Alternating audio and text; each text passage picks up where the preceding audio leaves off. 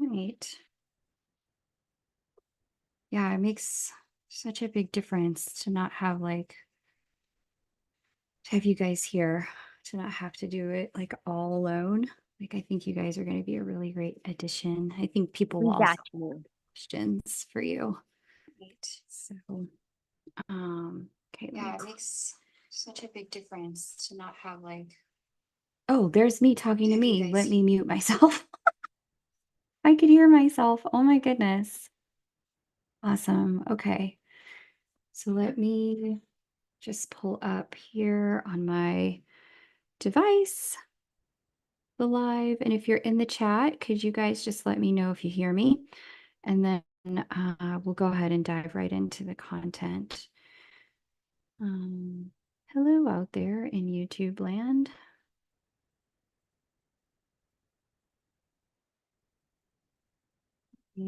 Actually, put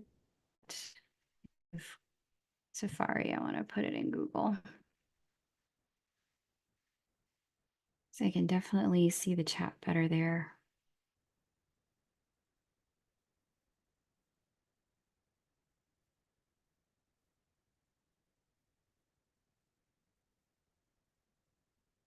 Hello and welcome, guys.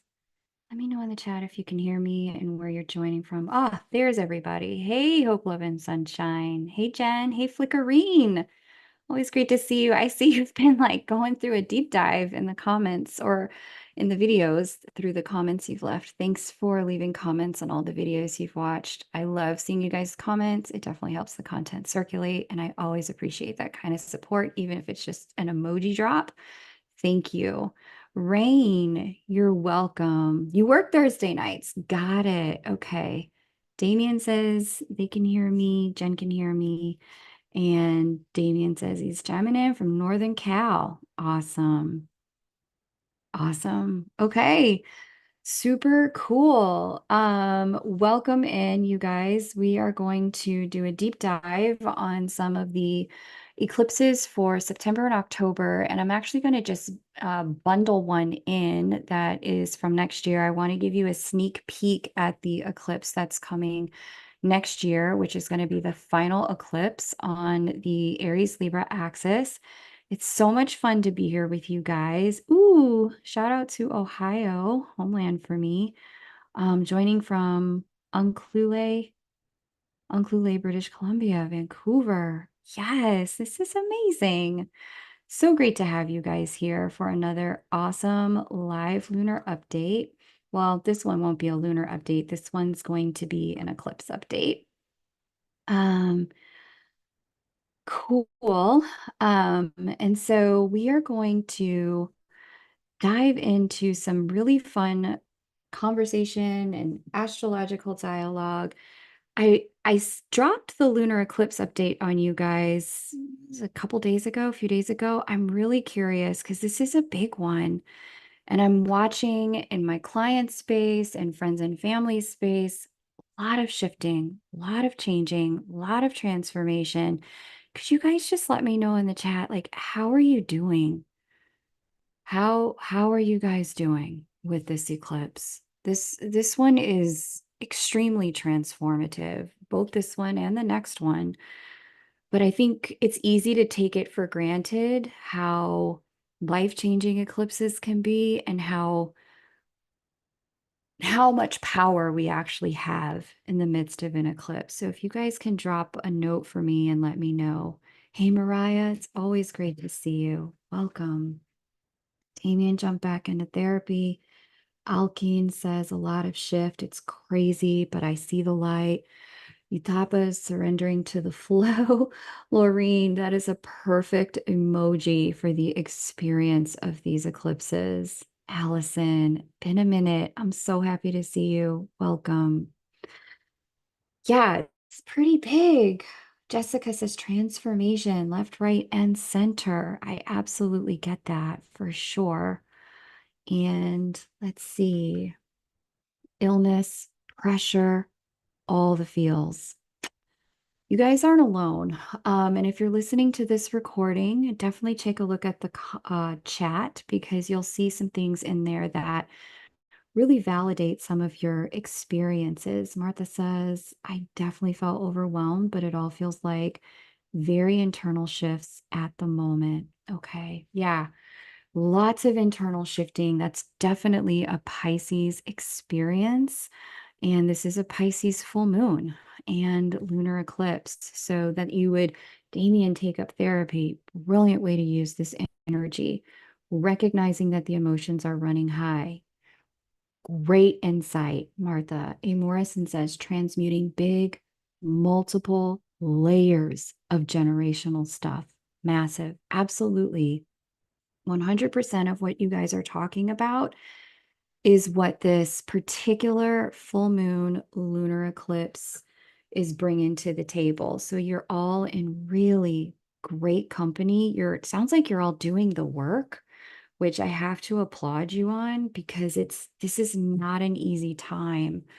If I could create a headline for this particular season and share with you guys like the insider information that I like shows up in every session I've done in the last 3 weeks. I'm certain if you're in my calendar next week and the following, it's going to color our session too. And I've said this on a couple of lunar updates, but the headline for these two fall eclipses is difficult choices. It's challenging choices. It's transformational choices. It's choices that help us leave one identity and move into a new identity altogether. And the reason why this is challenging is because from our identity structure, what we believe about who we are, this is what, and this, I learned this from my spiritual coach, so I can't take credit for this, but this is what shows the world how to treat and interact with us. So, interactions you're having with your family based on an identity structure that you've carried with them. And when you're ready to change that identity structure, those interactions have to change. Sometimes some relationships in the friendship world, in your community, in your family system, romantically, professionally, if your identity is going to move through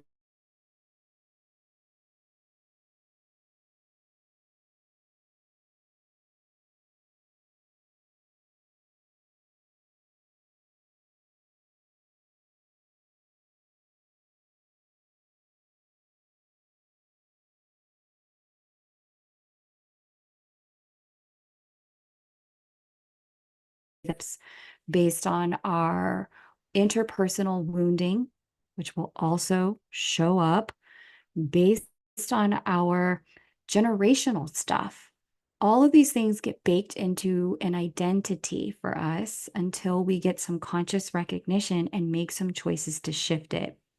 And this is what the North Node in the sign of Aries has been supporting us to do throughout the Aries Libra eclipse cycle. Aries is that first sign of the zodiac. It is about the self and selfhood, self identity. Who are you? Who am I?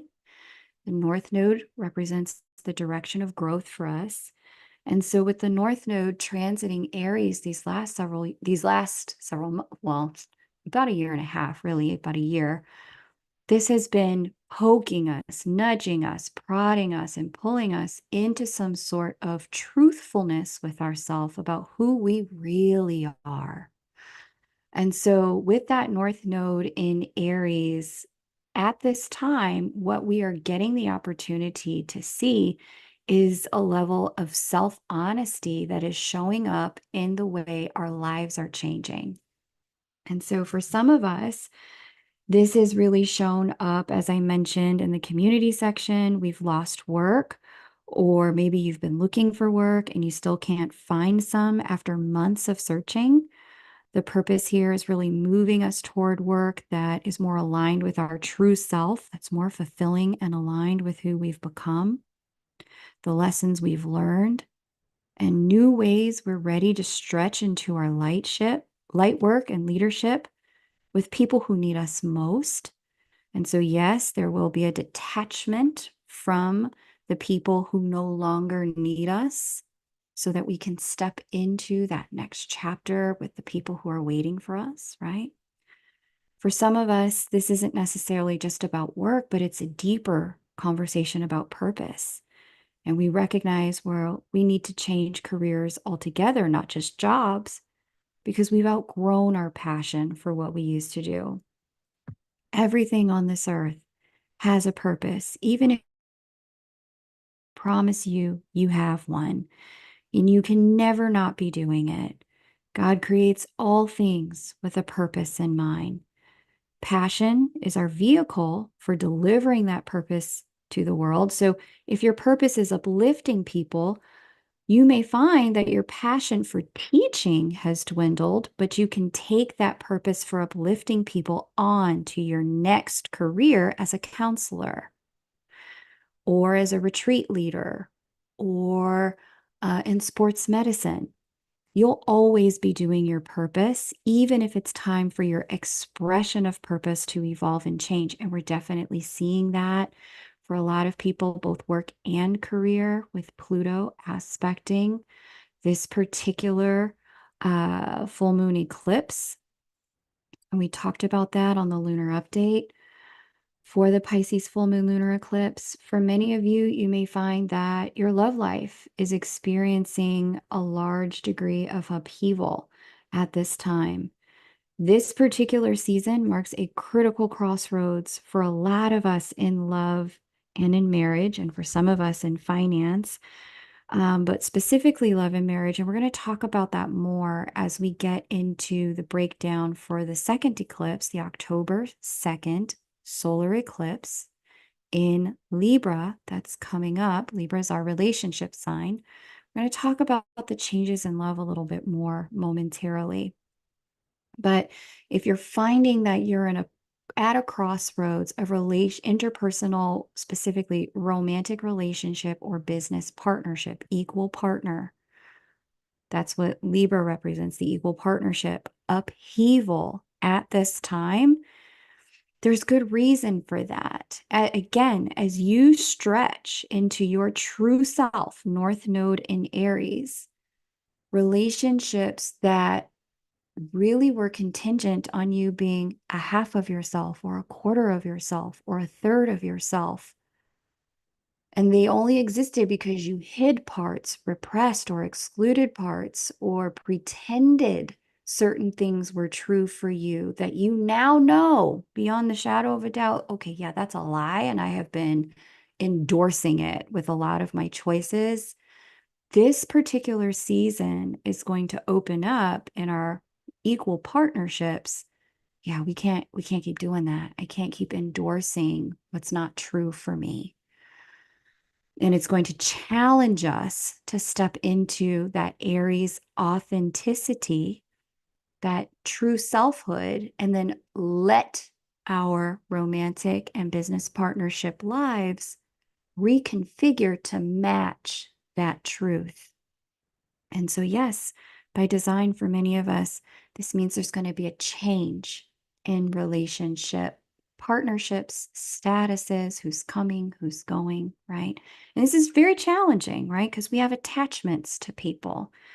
So I understand if you're in a place where you're feeling like, oh, this is altogether too much. Can I just make it go back to the way it was? I mean, while Pluto is in Capricorn, you might, but the minute Pluto resurfaces in Aquarius, it's going to be real difficult to sustain. And that's as early as November. So keep that in mind. Now, for others of us, health has put us on notice that we need to change the way we've handled our health. And we certainly see Uranus here in the sign that deals with the physical body, Taurus, speaking to this full moon lunar eclipse. Again, lunar eclipses and full moons are closures. And so we may see that even if we've been healthy at this eclipse, things that aren't working, things may not work the way they used to, and we need to figure out how to level up again. And this one's always challenging because if you've been on some sort of special health regimen or like doing something for your health, When things either suddenly stop working or changing, we can feel like hopeless, despondent, frustrated. Like, why bother? Nothing works anyway. I might as well eat the cake, the carbs, the dairy, the gluten, the fill in the blank, the hamburger. But the truth is that our body is integrating these new levels and layers of selfhood at the spiritual level.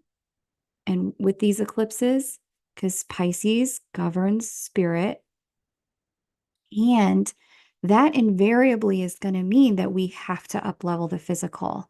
There's nothing here on the physical plane that isn't preceded by something that unfolded in the unseen realm. It's like spiritual law. Take it from, the Vedas, take it from Christianity, take it from Islam. It's always something to manifest in the physical has to be in the realm of the unseen first. And so, because in the realm of the unseen, as I mentioned, this North Node in Aries for the last year and a half, drawing us toward greater truth, greater wholeness, greater integrity.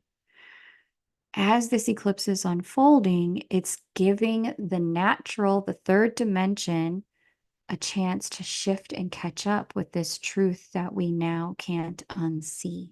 And so, yes, shifting in the body to make room for that greater sense of self that's ready to incarnate, that true self. Now, some of my clients have experienced, as we've moved through this season, a loss of a family member or a pet familiar that they loved like family. And for some of you, it's neither, but it's a friend or community member that has been like family to you. Now, as I mentioned in the full lunar update for this eclipse, there are various spiritual reasons for these types of transitions when they happen that I've kind of seen consistently, but it doesn't stop the heartbreak in it. And while it can soothe a little to understand those reasons, can start or a piece of our identity when this happens. And so there is this massive transformation, as I mentioned, in coming into our own in this season and making space for the light work and leadership that's meant to open up in the next chapter, as well as the lessons and the people who are meant to be a part of that for us. Okay. Then lastly, I'm seeing a lot of people move through major transitions in their home life. And the moon always, whenever something significant happens with the moon, these are home-related transitions. The moon governs homes. And so, if you're being guided at this time to make some changes in the home life, right? Some of us are being prompted to sell property that we didn't anticipate needing to sell. Some of us are being guided to leave or give up our homes, right? Some of us, for financial reasons, can't afford it, need to downsize because our children have left home. We no longer need such a big house. Others of us are trying to retire in new locations. We don't want to live in the previous location. And still, for other people, it's opportunity related. There's just better opportunities for you career-wise in another country, in another state, in another city or province, right? Many people are being shown it's time for us to leave one dwelling and move to another. Okay. And again, purpose in it.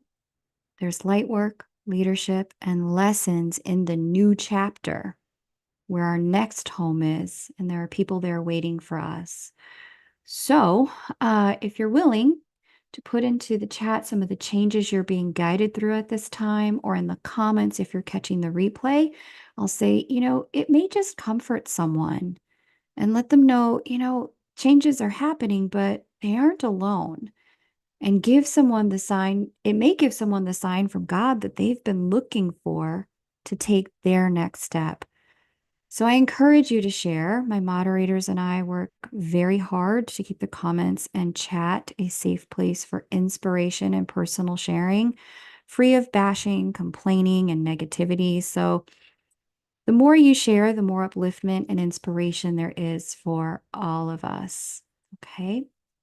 So definitely feel free to do so or drop it in the live.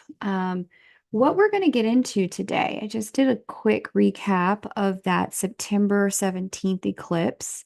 But what we're going to get into today after this is the October eclipse on October 2nd. Now, that's a solar eclipse, and solar eclipses are new beginnings. And if you've hung out with me for any time, I say it, I've said it, I'm going to say it again in the future. New beginnings are not necessarily good. Endings are not necessarily bad. They're neutral. But when we understand the energy these eclipses are bringing in, we can place our hands on the timelines of our lives pertaining to those energies and use our power to direct how we want the energy to unfold for us. Instead of being dragged around by the eclipses, we can actually direct our lives with them. So that's why I do these. So you have that type of empowerment. I'm also going to sneak in a little preview of an April eclipse that we have coming up next year. That's the final eclipse on the Aries Libra axis.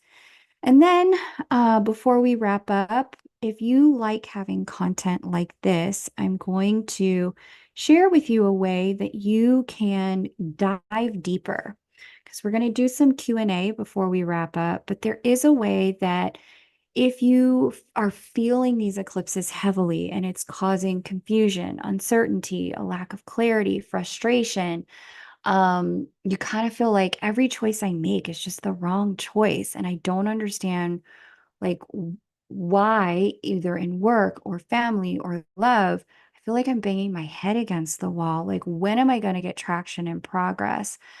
There is a way for you to get greater mastery in your life. I used to be what I call an astrological bottom feeder in my life. Every transit was like, oh God, what's coming? How are the planets going to eat me alive this time? Because I didn't know that the planets weren't trying to harm me or curse me. I thought maybe God had it out for me with these planets of his. But the truth is, the universe as it was constructed is actually, number one, really benevolent, at least the one we live in. I can't speak for the others, but this dimension, very benevolent. Number two, we live on the planet that's like all these planets have a vibration, tone, and frequency. And I've talked about this in other lives. If you're new here, welcome. But I've talked about the planet Earth in particular having a vibration, a tone, and a frequency, and that one's Earth, the circle with the cross in it. This one, the circle with the X in it, just for differentiation's sake, is the part of fortune, but the circle with the cross in it and this software is Earth. The vibration, frequency, and tone of Earth is manifestation. It's creatorship. It's free will and choice. This is why it's such a special planet to be on, because we can experience things in the physical realm with the five senses, the spirit. So because of this, we have this extraordinary opportunity, especially during eclipses, to manipulate timelines. They're very malleable during this period of time. And so if you've been feeling like, my timelines don't feel that malleable, okay, Moon, what gives? Like, my timelines feel like I'm constantly getting dragged. What's up with that? You have more power than you think you do. And I'm going to talk with you about a way that you can begin to learn how to get out of astrological bottom feeding and start getting into getting the best from these transits and the planetary energies. So if you've heard something so far that resonates, welcome. I'm so grateful you're here. My name is Kay Moon, and I am a Western astrologer and twin flame channel. And this is a video about the September and October of eclipses, headline for which I'm calling a season of uncomfortable truths and releasing old identities. So, as I mentioned, this last full moon lunar eclipse, quick recap for those of you who are joining in. This full moon lunar eclipse has a conjunction to Saturn and Neptune in Pisces. Saturn wants things to come into integrity. The story of Saturn is that governor of time and opening and closures of seasons. So when a season is meant to change in our lives, you bet Saturn's a part of it. But Saturn also restored his mother's ability to do what she was created to do, which was to give birth, by separating her from her partner, Uranus. From the patriarchal point of view, we get Saturn as the harsh teacher or the punisher. But if we look at it from the feminine lens, Saturn restored her wholeness. So anything that Saturn's taking away from you in life at this moment, it is leaving because it has in some way compromised your wholeness, past tense, or will compromise it in the future. And this is a protective measure.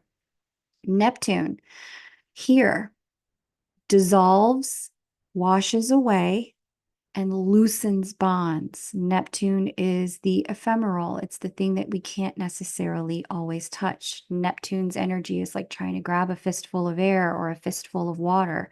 It's impossible. Is it there? Yes. Can we grab it with our hands and hold on? No. Neptune is the ultimate teacher in detachment, and it is conjunct this particular Pisces full moon lunar eclipse. We also see a sextile to Uranus in the sign that deals with the body, money, and beauty. Uranus is that hand of divine change. Whenever Uranus is in play, Uranus wants us to up level by skipping steps, which can feel, as many people define Uranus, to be chaotic. Uranus can also feel crazy making. Uranus can also feel sudden, shocking, and surprising. But whenever Uranus is in play, there is movement for the purpose of getting to a higher level, a more evolved level, something that we've never seen before, having access to break through. And so with Uranus involved, that is where we really get a lot of this opportunity to skip steps in the creation of some of the timelines, but we have to be willing to be involved and make choices here. You guessed it, Uranus is in an earth sign in the third dimension. Like sitting back and letting the planets have their way with us, not really the move. It's actually about recognizing where the choices and the power is and then actively participating in it. We also see a sextile here to Pluto. Pluto deals specifically with endings, completions, closures.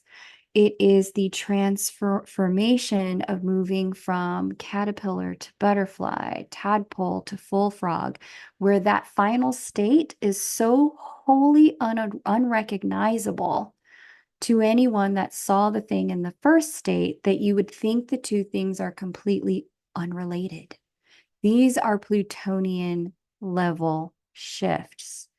And Pluto is playing such a major role at this eclipse, all of these others too, that because of this, we are being invited to move into a complete and total state shift, state change as well, where we are ending one chapter, one season, one identity of self, so that we can move into the next chapter and season. Okay. Lastly, or second to lastly, we see Jupiter here, and Jupiter is always expanding whatever he touches, right? Jupiter is like gasoline on any fire. And so Jupiter wants to expand, it wants to explore, it wants to create more rather than less. It is the bringer of opportunity.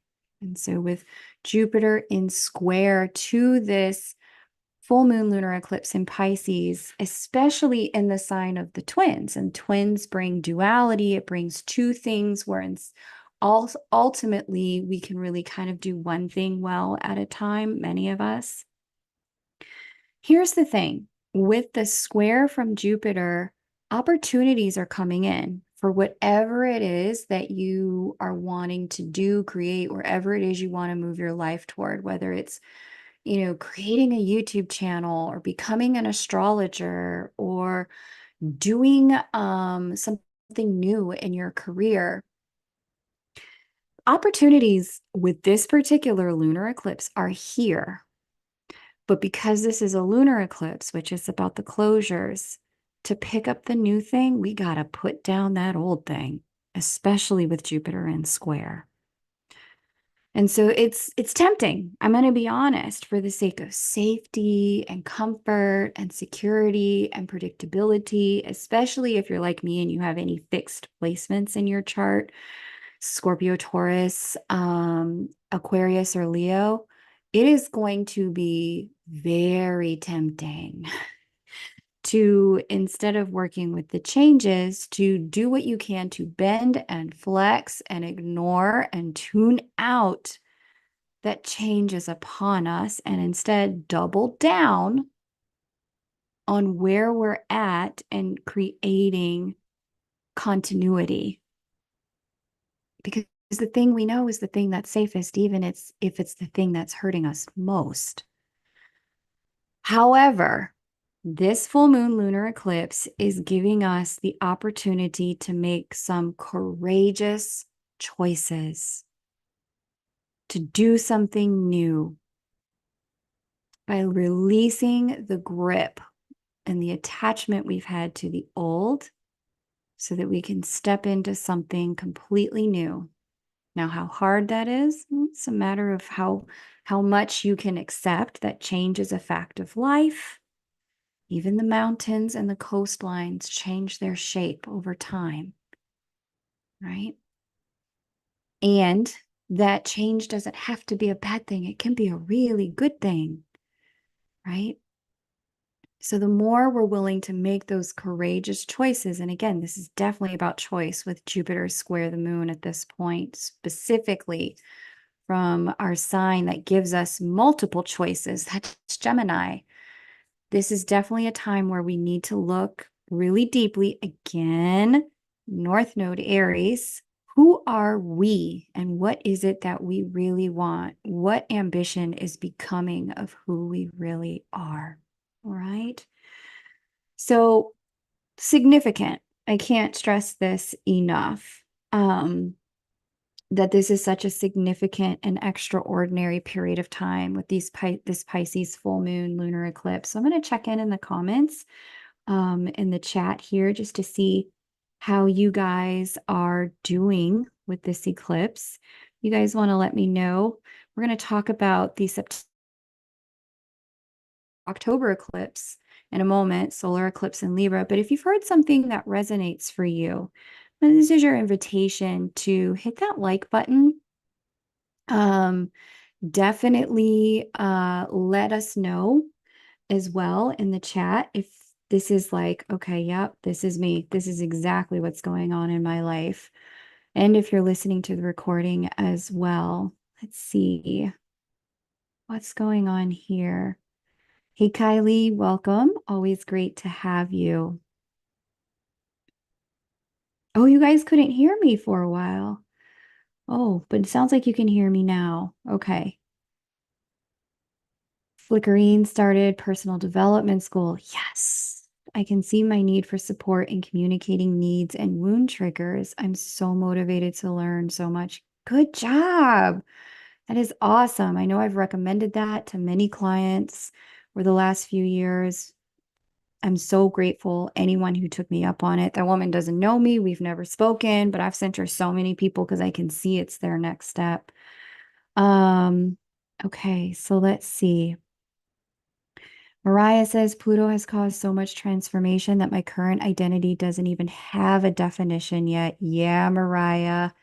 That's how you know you're doing it right. I gotta say, like if you feel like you're in the news so much that you're off so far off the map of your known world that there's no language for it yet, that's when you know, like, okay, yeah, you really have stepped into something completely different and new. Rain says it hit me hard last night, but I need to work on my mother wounding. It came out of nowhere too. Eclipses can certainly bring that up because they spotlight, especially full moons, Moons represent the mom and home. And so they can totally spotlight where we need to do some work with our mother or around being a mother to ourselves. So I'm really glad you caught that for yourself. Really great job. I hope the COVID gets better, Mariah. Oh my gosh. Yeah, fingers crossed it is over. Yeah. Um, Very good, you guys. Alkeen says basically for myself, I had to give up a lot of people in my life because the same lessons keep happening. The lesson of self-worth, where I need to stop accepting being treated less than. Very good. Way to use it. Y'all are masters out here. Like, I'm really talking to people who are like in their mastery. I love this. Hermes Trismegistus says, my timelines are always at major pivot points lately. So many choices. Yes, Hermes, really great job identifying that. You guys are real masters. This is awesome.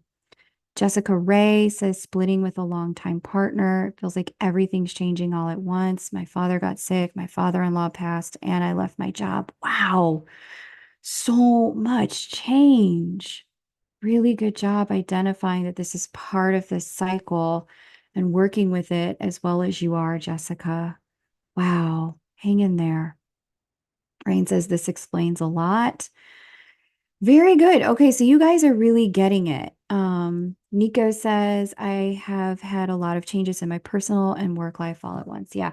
And this is the thing about Pisces, is that sometimes we don't even recognize the fact that we personally have changed. And because we don't recognize that we have changed, but the world is responding to the fact that we have changed by releasing a job, bringing in a new person, releasing an old person, shifting the home front, shifting the work front, right? These changes are unfolding without us even recognizing that the subconscious programming is elevating. We don't even realize it's elevating, but it's elevating. And so the world is responding to that newness in us by bringing new in. Okay. So I really just wanted to encourage you guys with that and let you know, like, hey, you're not crazy and you're definitely not alone. You're in great company.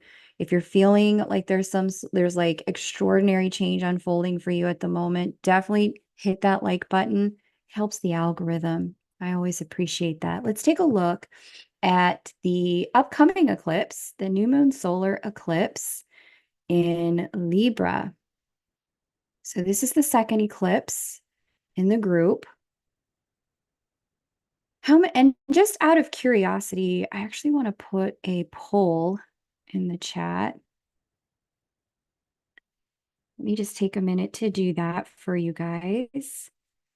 I'm really curious, like in the world of these eclipses, like how many of you feel like you're kind of walking through it alone? Like either people around you don't get it, or like you're trying to figure out like the spiritual mechanics of this and you really can't talk to anyone.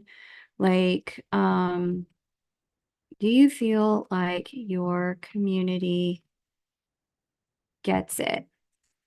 When it comes to the depth of this, your astrology in it, like your capacity, like the ways in which you're really trying to work the spiritual lessons, or are they all just kind of like, oh, that's too bad. Do you want to go out for a beer?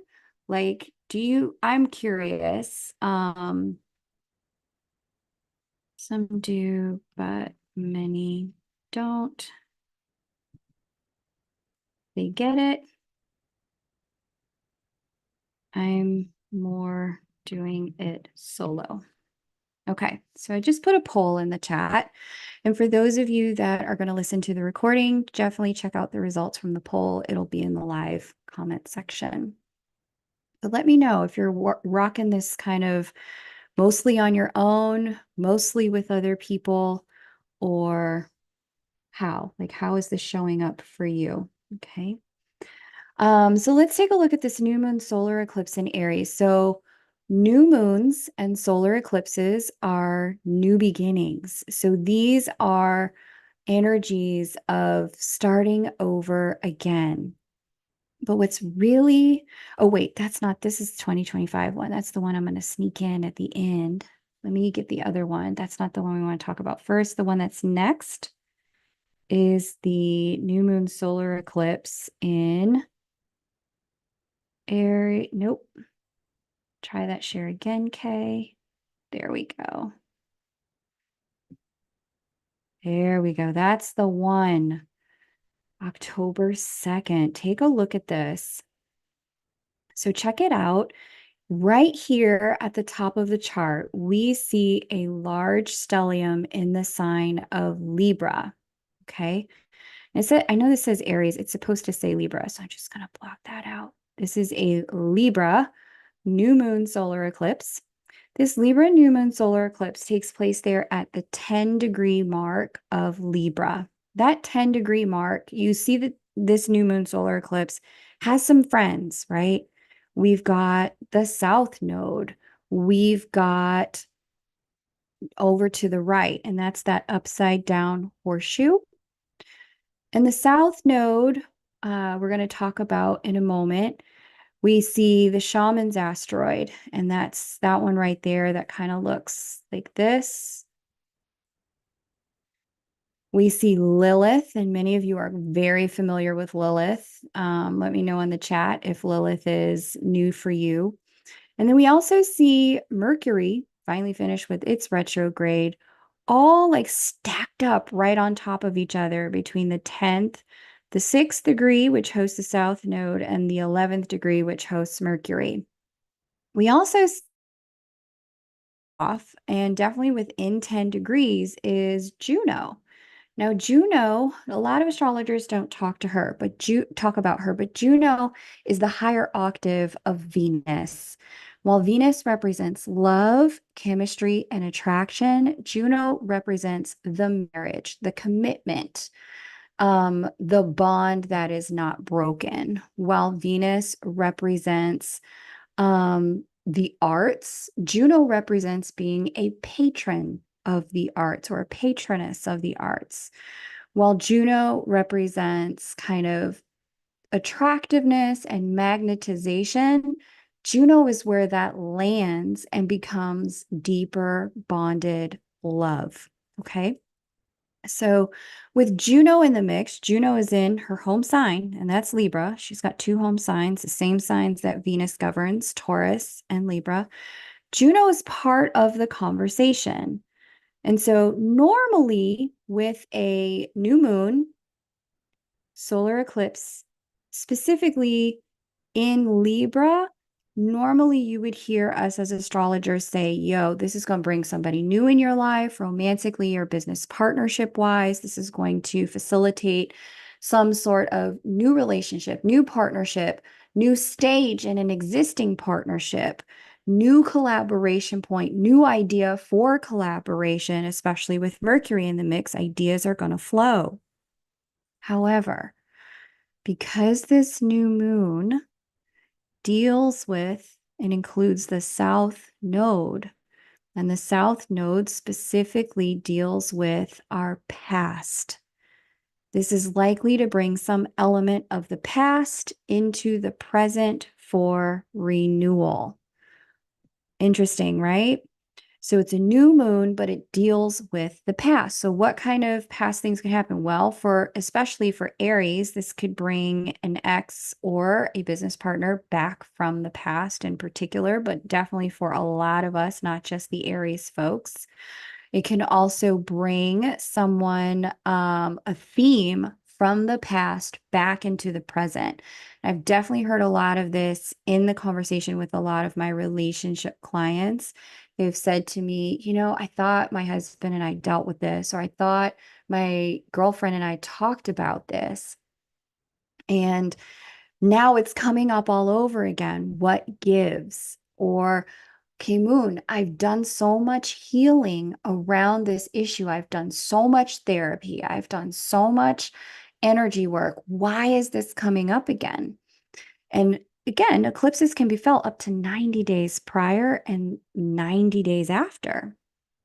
So with this, configuration, what we see is something from the past showing back up in the present. Now, for some of us, there's going to be three categories. For some of us, it's because you now have the tools to take that thing to the next level that you didn't previously have. And so it's going to be a beautiful reunion of some sort. For others, this will be, instead of that, it'll be a matter of that thing ended without proper closure. There was no real closure. And so that thing will show itself back in this moment in time, either a person or a situation, so that you can put the final period on the sentence. It's done this time. And still for other people, that thing is going to show itself as a test, right? Like the opportunity will be there and it's an option to choose. Do you want to go forward or do you not? Maybe not a test isn't the right word, but as a choice point. You're going to see for yourself, like you have the option to go with option A or option B, and it's totally your choice. Neither one's bad, neither one's good. It's just what kind of life do you want to live? And again, if you're confused with the North Node in Aries, and again, that North Node represents the direction of our growth. With the North Node in Aries, that North Node is saying, hey, the correct choice, just in case you're confused. The correct choice is the one that lets you be all of yourself. And sometimes I gotta be honest, given the way the world works, I know that being all of ourselves doesn't always feel safe. Being all of ourselves doesn't always feel comfortable. Being all of ourselves sometimes can feel very challenging. And so when these choices show up for that last group, you really get the option to regulate your nervous system, reparent yourself. You get the option to lean into all the tools you've learned. That's the shaman's asteroid. And everything you now know you need, that's Lilith, to decide, that's Mercury. I want to play or not, that's Juno. Okay. With whatever this past thing is. And for some of us, like I said, there's like now there are some tools available that previously didn't exist that are going to help us be able to take the next step. So that thing is going to come up because new tools are now available so that we can take the next step either in relationship patterning or in the next step in a relationship itself. So really beautiful energy with this Aries new moon eclipse. So I want to draw y'all a little picture that I often chance in private sessions.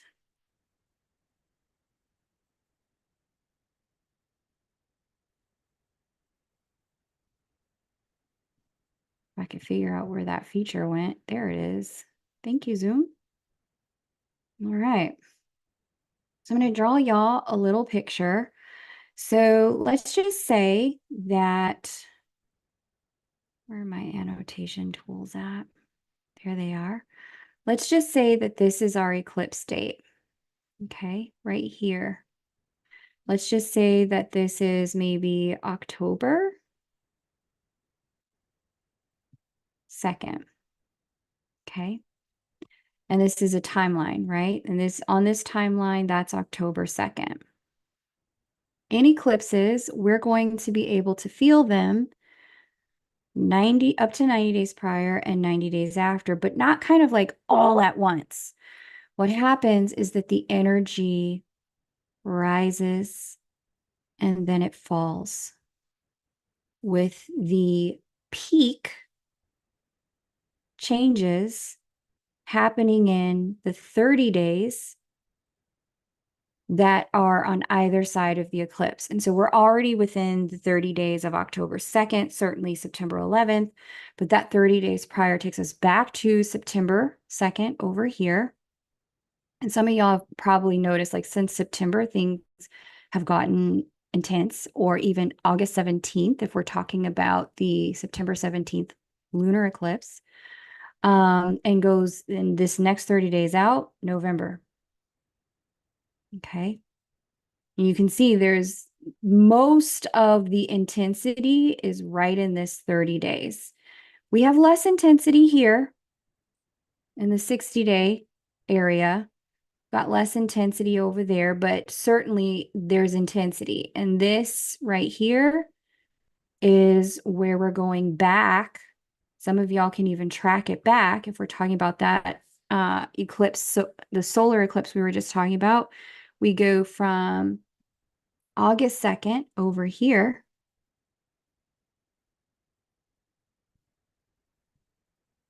And then over here to December 2nd. So keep that in mind, that the timelines are very malleable within this heightened state. And some of you even saw some changes show up even earlier than that. And we come over here, changes began really showing up for you guys and for all of us as early as July.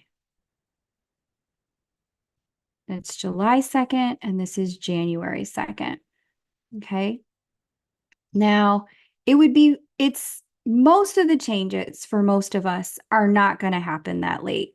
Most of the changes, most of the choices, most of the discomfort around the choices are really nudging us in this 60-day window to get on with it. Like, make your choices, because making no choices is still a choice, and things can be very uncomfortable when we make no choices.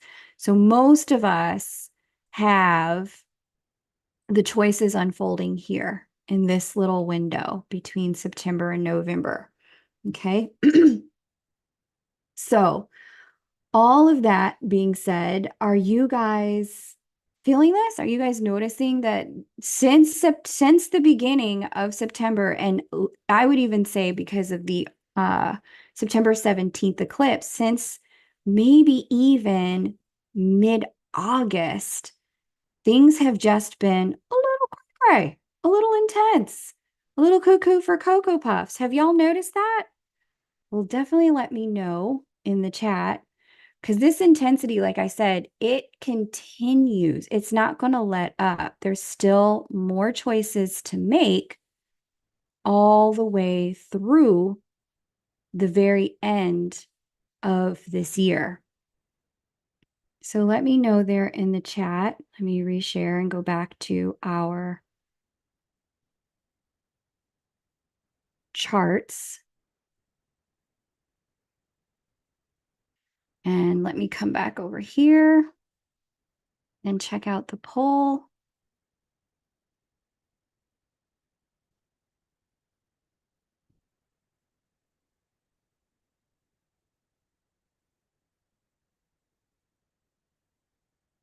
There we go.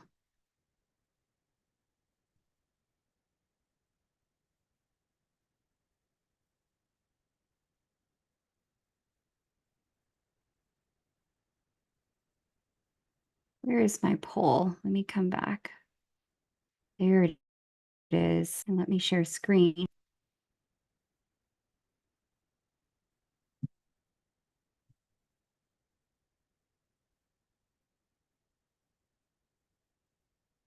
Okay. So you guys can see what I'm looking at.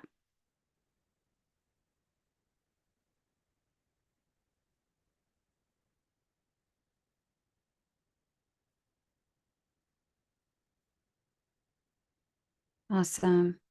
All right. So in our poll, only 16% of you said that you feel like your community gets it and understands like some of the deep work that you're in the middle of to get your life in alignment. That's interesting. 16% out of like 100 people who are here means that basically out of 100 people, only 15 of you feel like the people around you really understand what you're doing. And that's hard. It makes choices harder. It makes it more difficult to make them. It makes it feel safer to do the thing that will have you repeat a cycle. And it also makes it feel like you're really alone. And that's not the way this should feel. A lot of you guys, 52% of you said you're doing it solo. And some of you said, 30% of you said that some people get it, but many don't. So I'm glad you guys shared because, like I said, if you really want to go someplace new, you got to do someplace new. Specifically, honestly, and most often with new people. Trying to do new things with old people because of the way the subconscious mind works, as well as um, sort of the mirror neurons and the way we're built for co-regulation. Trying to do something new while attached to old people is going to be like a rubber band. It's going to snap you back to where you've been. So I'm so glad you guys are here in this conversation with people who do get it. Okay. Now, I'm going to do another poll. Let's see what else you guys said here in the comments. Rain says they've definitely learned to surround themselves with the right people over the years. Absolutely. Martha says, holy crap, that's a lot of Libra. It is a lot of Libra. So Libras, Aries, Capricorns, and Cancers, get ready because this new moon solar eclipse is going to be really impactful for you if it hasn't already started. PMR Raven South says they're rocking solo, but with the angelic entourage. Hey, come through angels. Hope, Love, and Sunshine says it's been interesting. Friendship list, quite slim. Yeah, you're not alone in that. Think she met a soulmate, taking it nice and slow, lots of cleaning up my life, figuring out the next step for work. Right on. Good for you. Really, really good. So all of you guys are doing really, really great work. Jalzino says, I quit addiction to food, sex, tech, and codependency. You have my utmost respect. Those things are hard. Just one of them is hard to quit. So to quit all, Jalzino, like high praise, stepping into my power and my true self. I'm done playing small. Nice. Excellent work. Really excellent work. Oh, really good stuff. I'm going to add another poll here. Not a Q&A, a poll. I want to know, how early on did you start feeling this like push for change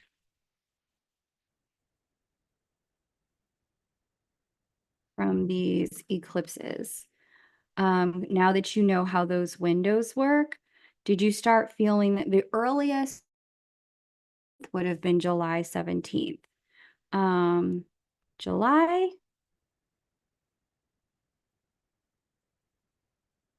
Would it have been September, August, July, June? It would have been June. So June, July. I'm going to add an option for August.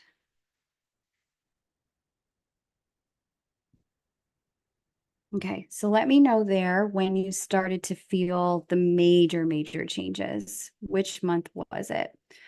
Now I'm going to sneak it of the eclipse next year. We have where we're headed. March 29th, this is the last eclipse on this axis.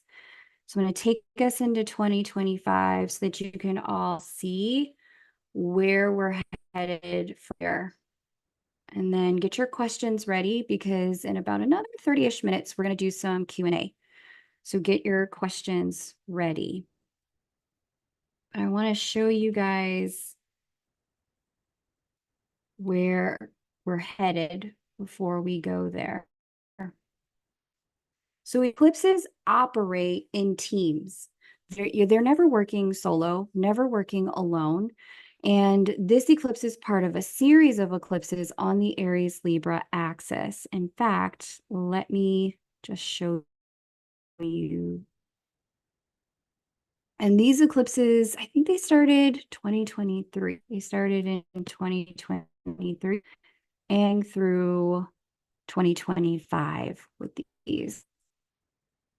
So I want to give a shout to the amazing astrologer Susan Miller. I will in the comment section below, but you can just Google eclipses, Susan Miller, and it'll take you to this page. It'll show right up. But I wanted to point out how some of this went. So if you saw the original eclipse video, I would have pointed out to you, let me make this bigger because I know everybody's eyes can't see that. And if any of you were like, hey, Moo, we can't see, I heard you psychically. I heard you. Okay, so here we go. We see Aries, Libra, Libra, Aries, Libra, and then in 2025, we have a final one in Aries, which I'm going to show you in a minute, but that makes a total of 1, 2, 3, 4, 5, 6 eclipses on the Aries Libra axis.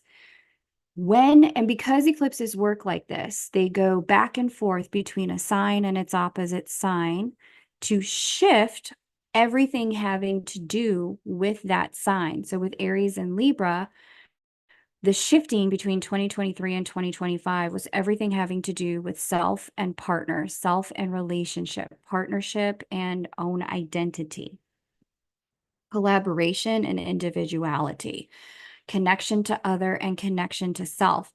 On the Aries Libra axis, we have a massive shifting collectively, specifically on that topic.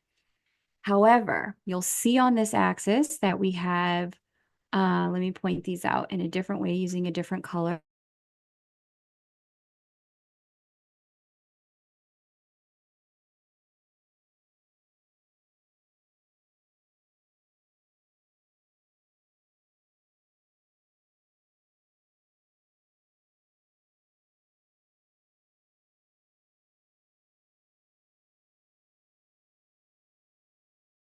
So this was a solar heavy cycle. Out of 6 eclipses, 5 were about opening something new, doing something new, being someone new, relating to yourself in a new way, having a new relationship, approaching your existing relationship with some new tools in a new way. All of this here is giving us the opportunity to do relationship in a new way with a new identity, and that's the Aries component where the North Node was sitting. Like I said, this began back in 3, it ends in 2025. Now, the eclipse we just had, let's take it now, we're in 2024, or we're about to have on September 17th, is in Pisces. So this kicks off a brand new cycle.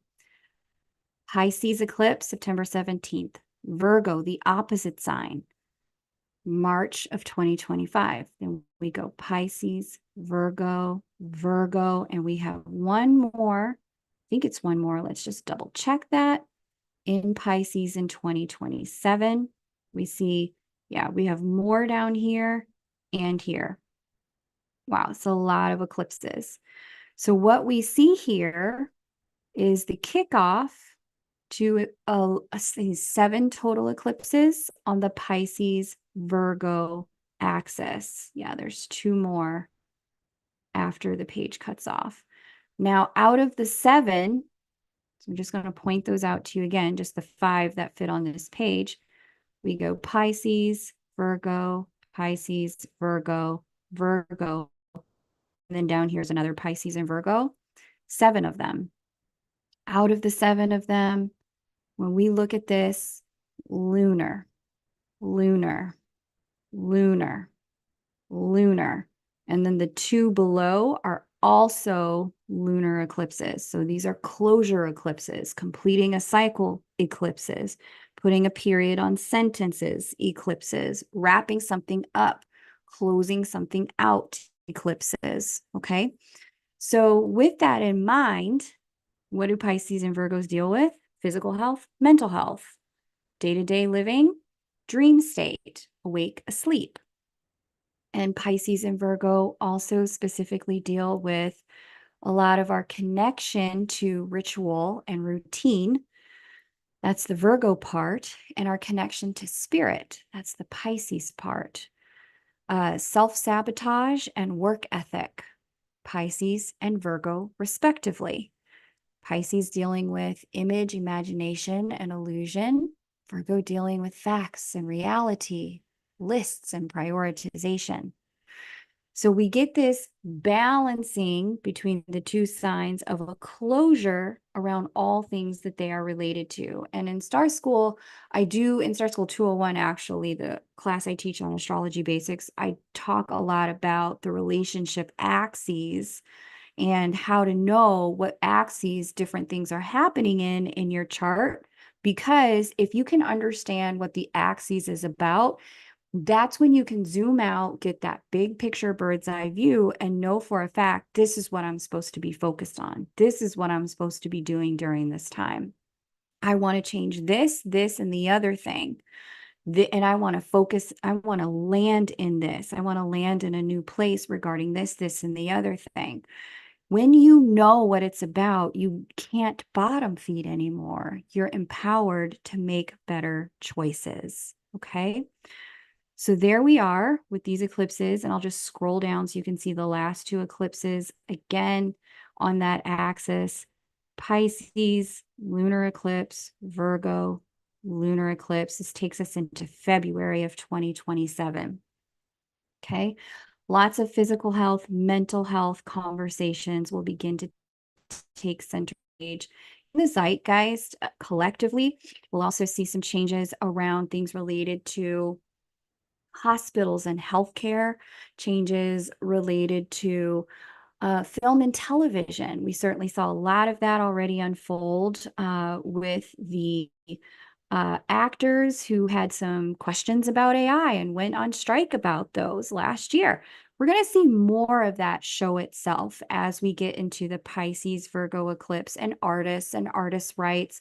Pisces governs music. The music industry artists are like the last realm of artists to unionize. Many of them say that they've had a lot of their music stolen from bigger artists, or they feel like they're not getting paid their due from streaming services. So I think we're going to see some revolution around that as well. But it's going to be an extraordinary eclipse for change. And so wanted to give you that sneak peek into the Pisces Virgo axis. I'm going to do an eclipse to eclipse coming up here before the end of the month. So keep your eyes open for that. If you're new to the channel, you're loving the content, welcome. Hit subscribe. Definitely hit the notification bell so that when I do go live, you don't miss a thing. But all of that to say, before we get fully into that, we have one last eclipse on the Aries Libra axis. And that one shows up next year on March 29th at 6:58 a.m. Here it is at that 9th degree of Aries. The North Node will have already pulled out of Aries and gone into Pisces. And this final eclipse on the axis, on the Aries Libra axis, is the final piece of our conversation around relationships. So again, this is a new beginning solar eclipse. Its theme has a lot to do with pulling into true nature, true self. We don't see a ton of aspects to this particular new moon, except here we've got a sextile from Pluto. We see Pholus here, which I talk about in Star School 201. I get into all these minor energies that I read. We also see here the Shaman's asteroid in direct opposition. And we see a sextile here from Jupiter. And so because Pluto and Jupiter are the most prominent and dominant energies here of this particular eclipse, first of all, they're planets rather than these asteroids, so they have a bigger impact. Secondarily, they are also, Pluto's one of the major players. Pluto's the furthest from the sun.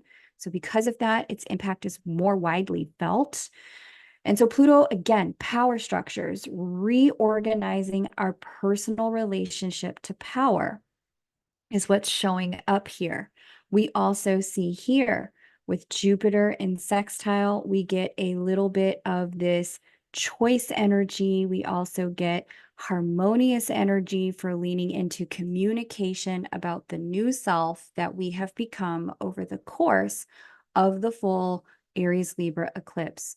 For some of you, this will be emerging as a single person from a relationship. For others of you, this will be having a brand new set of rules and ethics and ethos when it comes to dating, mating, and relating.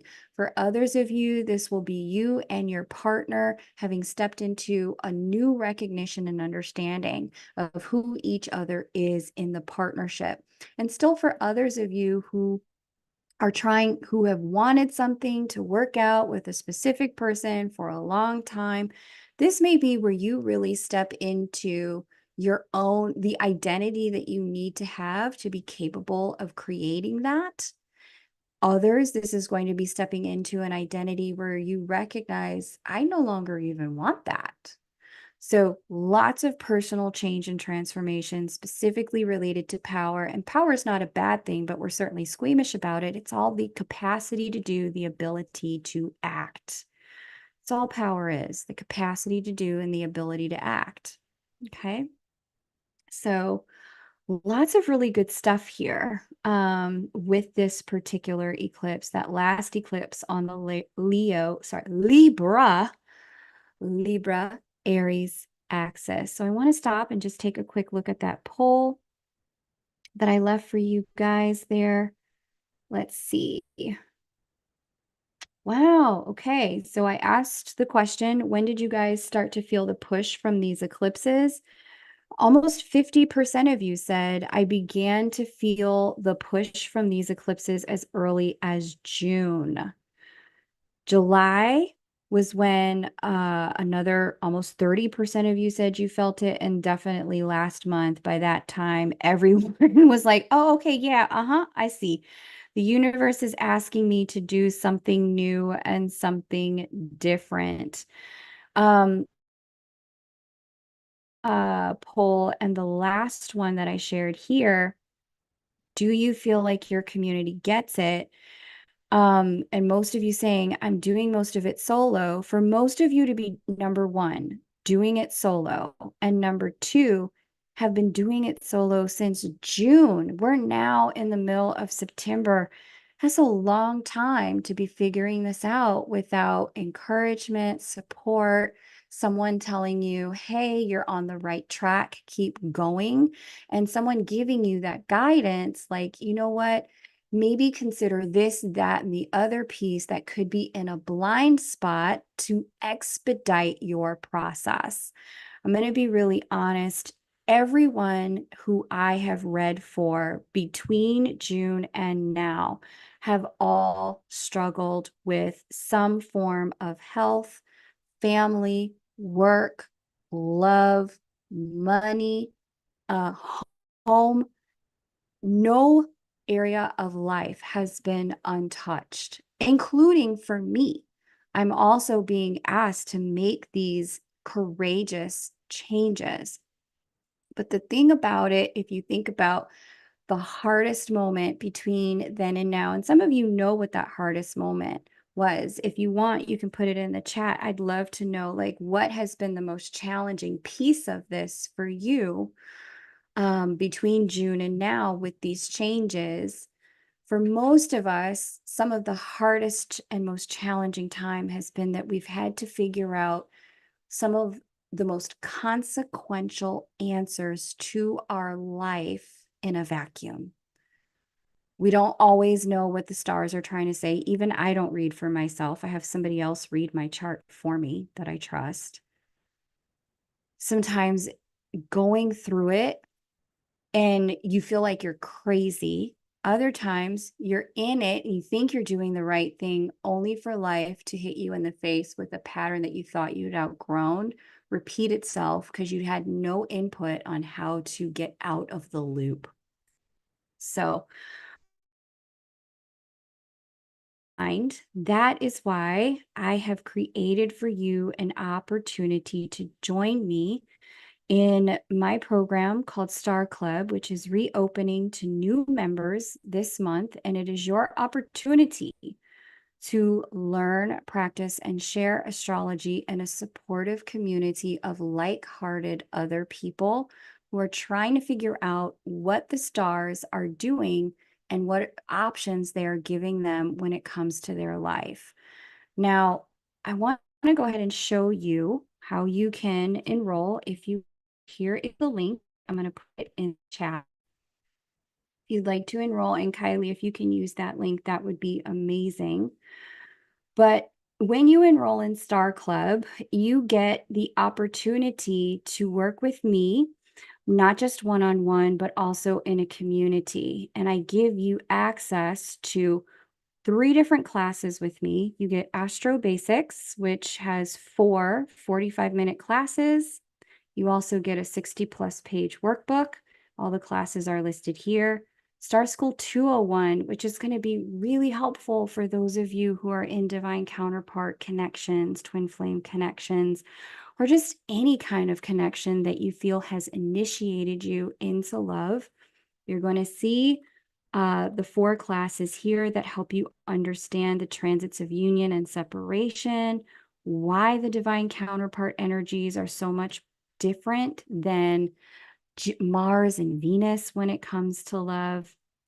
And then the last class, North Node Mastery, is a 5-part class that's going to really help you understand some of the purpose of the experiences in your life, which I think for most of us here in the season of high change, if we've been doing it alone, we've been feeling it since June, now's a great time to get out of being alone in it.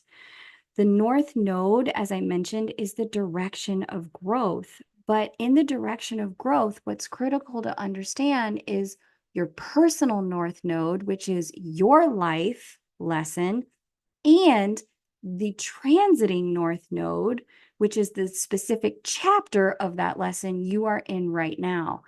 When I figured this out for myself, this was the beginning of the end of astrological bottom feeding for me. And I think many of you know my story. I got diagnosed with fibroids and a broken thyroid back in about 2014.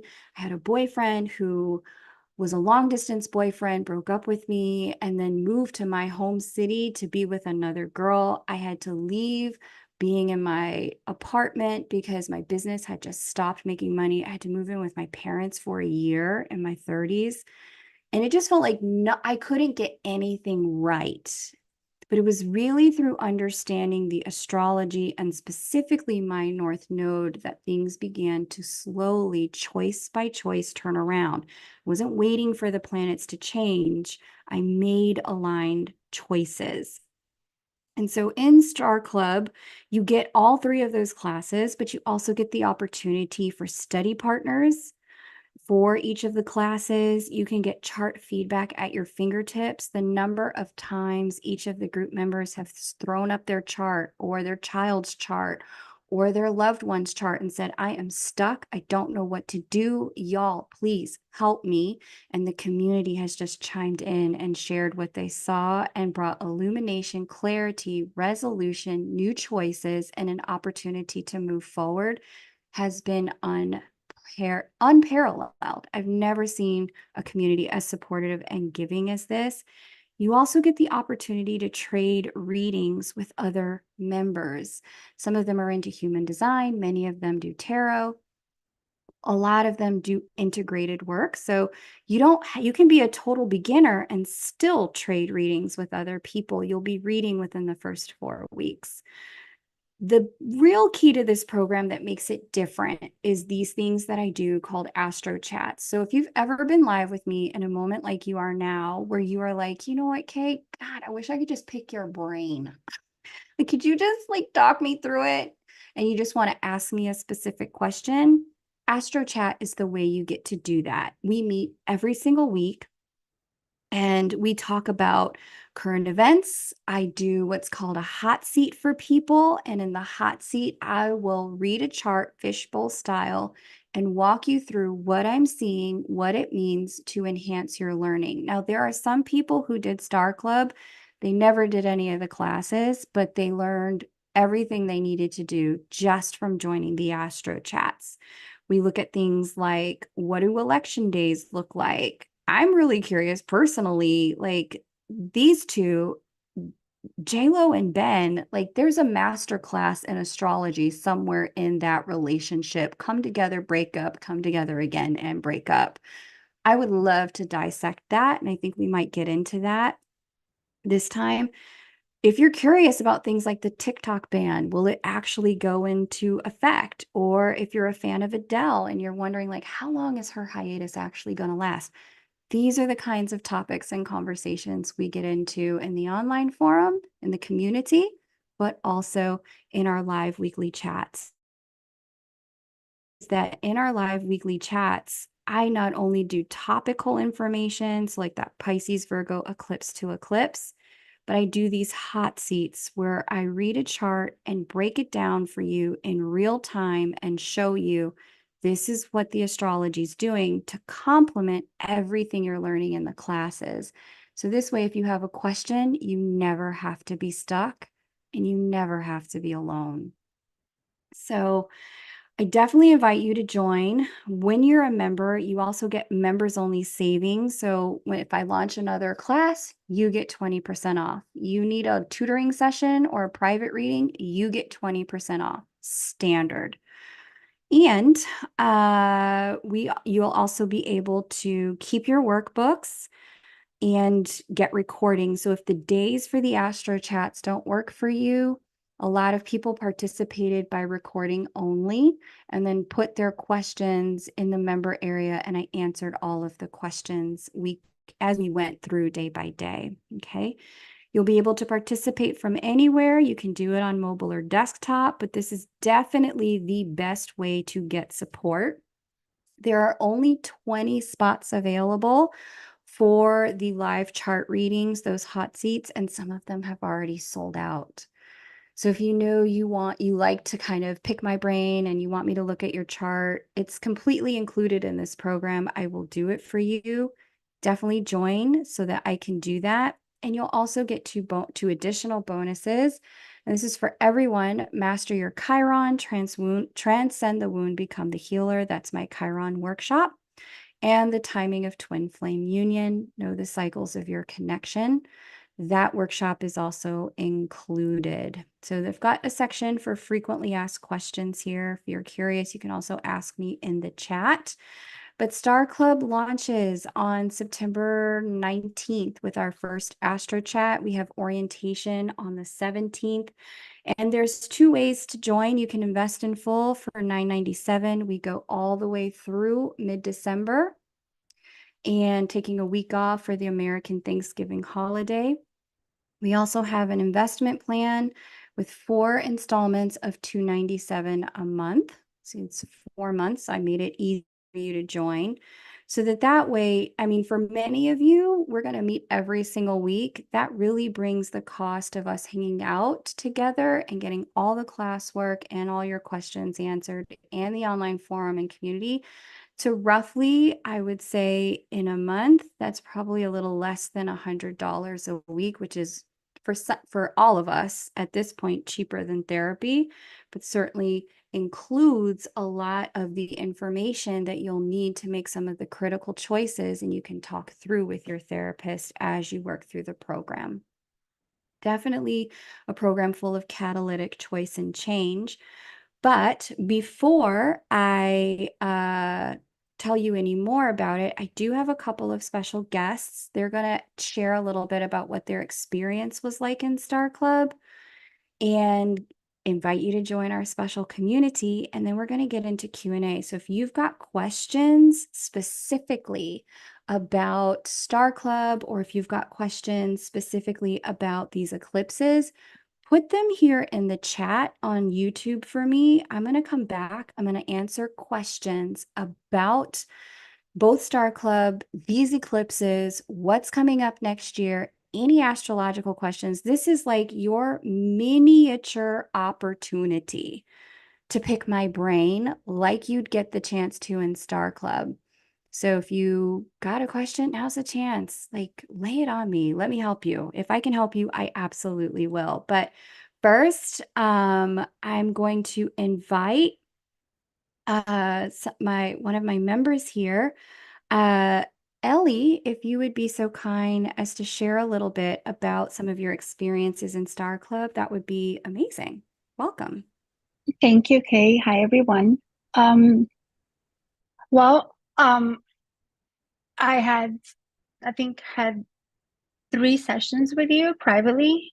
I think during the second one, I just knew we spoke the same like energetic language. And once you develop the first Star Club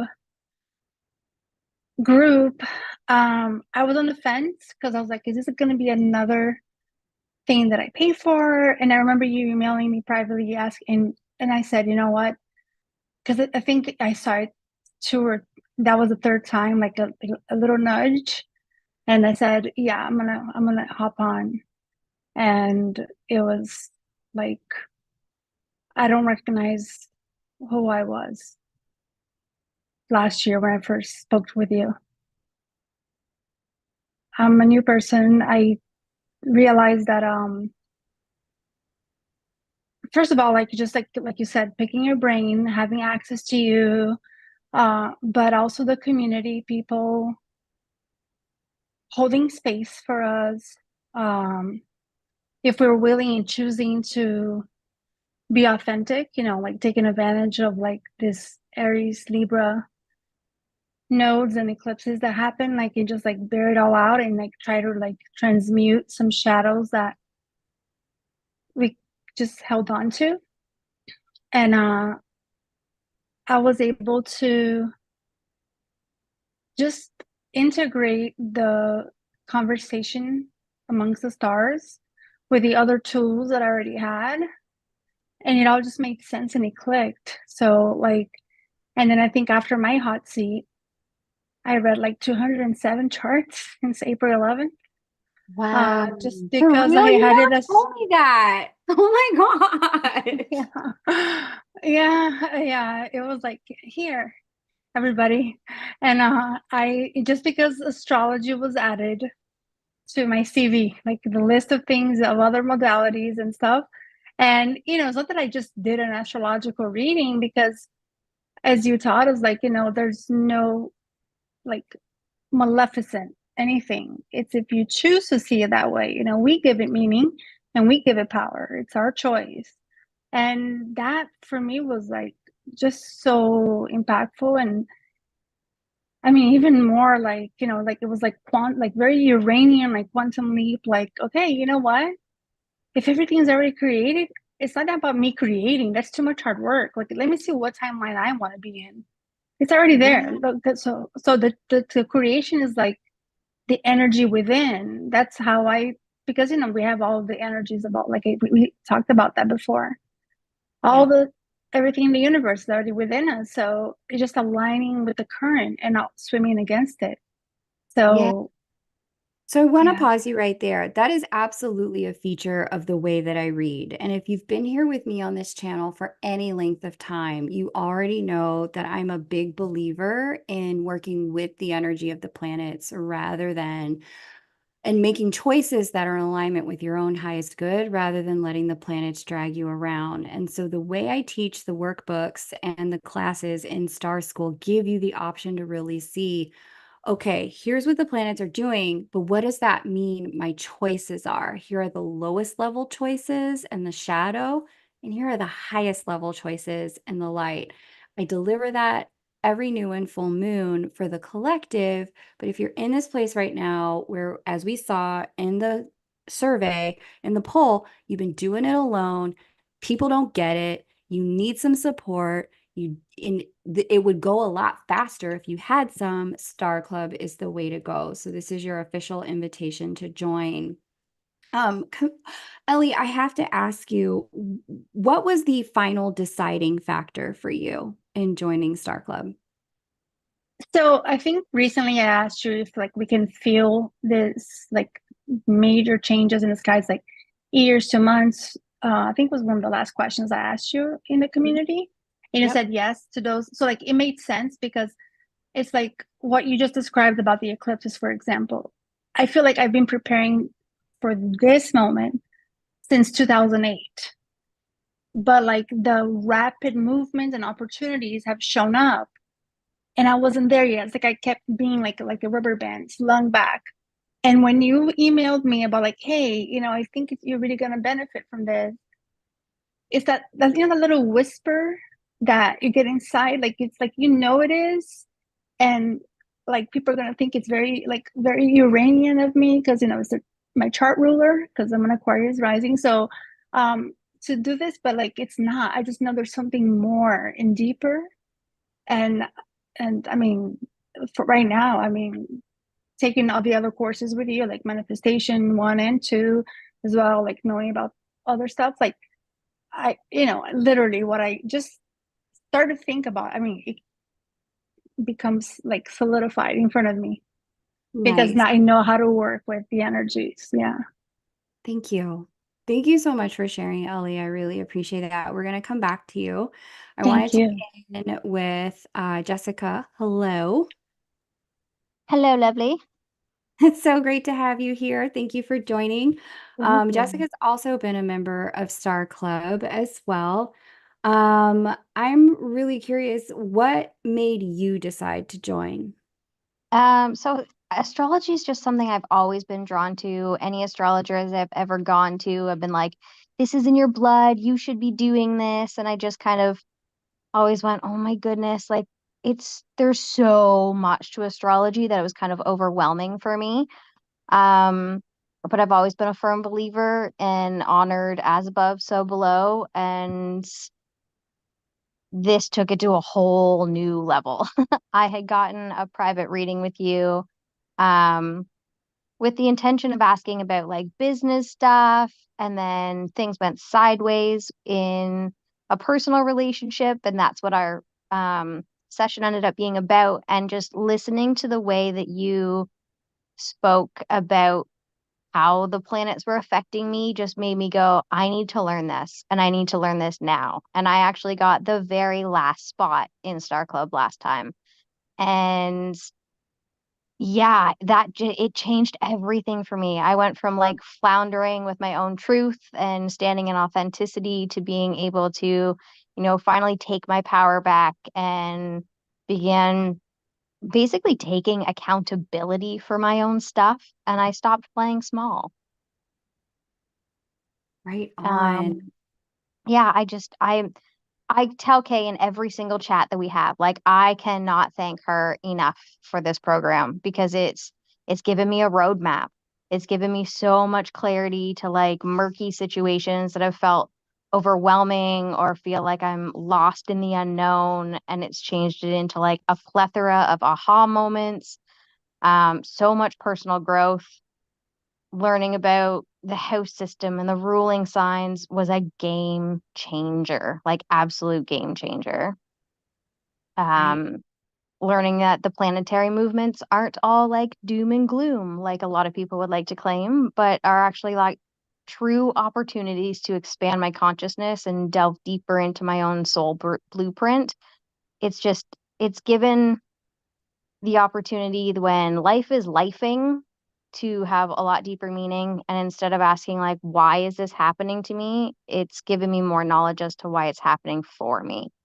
Oh, I love that. You're so good at like, making it make sense. That's exactly how Yes. I wanted it to be for you guys. Thank you. I'm curious for both of you, how has being part of the community helped you as opposed to just taking classes? Go ahead, Ellie. Well, it's a total different experience. One, because you realize that there's no wrong way to interpret, just different perspectives, and that just expands our consciousness so much more. And in my case, that's how I learn because I'm not very linear in learning. So just listening to like class one and getting that until like I see it in action and watching people's arcs during the energy that the conversations, in the skies happen, then it clicks for me. Like, so that, and plus like I think right before like you went live, like Jess and I were like saying like the holding space part, like putting yourself out there, like, okay, this is how I interpret. And when I put some personal information, I think Jessica was the one like who asked, was Cheroklo, like, look at how Cheroklo and was in conjunction with Uranus, like in that date.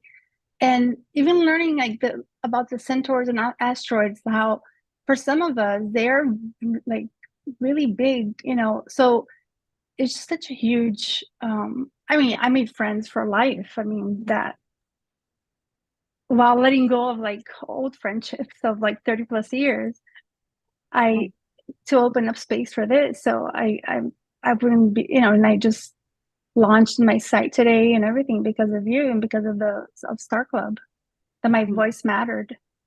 Yes, it matters. Come on now, Ellie. Yeah, I loved watching you take the journey because you had done Star School with me before I even opened Star Club. So you did classes with me before there was a community, and then you joined the community.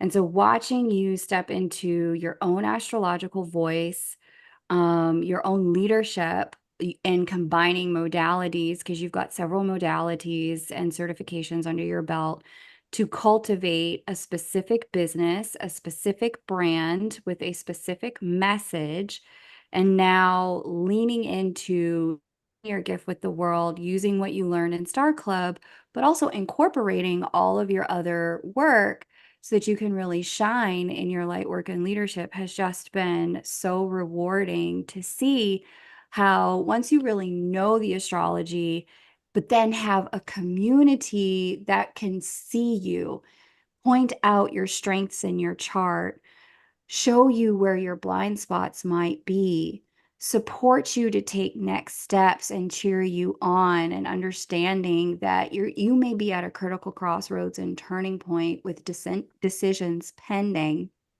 Having that community to push you and cheer you and support you into the direction that's really aligned with who you are based on your chart, it's the handhold that we all need to not shrink back and play small. Jessica, I'm really curious, how has being part of the community helped you as opposed to just taking classes? Well, the community has been, I'm going to get choked up again. I was like, I'm not going to cry. Okay, get through this. This community has been everything. It has been a blessing. There are so many like beautiful souls with incredible talents, and like not even just astrology, just incredibly talented individuals. And I feel like it was destiny. It was destiny that we all met within Star Club, because they all get me in a way that not a lot of other people do. Everybody's been so incredibly supportive, so incredibly encouraging. And like Ellie said, it's been a safe place. Like, I have cried in probably every single Astro Chat, and they've all just held so much space for me in the forum, in on chats. Like, the group is just freaking incredible. I loved it so much that I signed up and stayed with the post program. So, I mean, obviously it was working.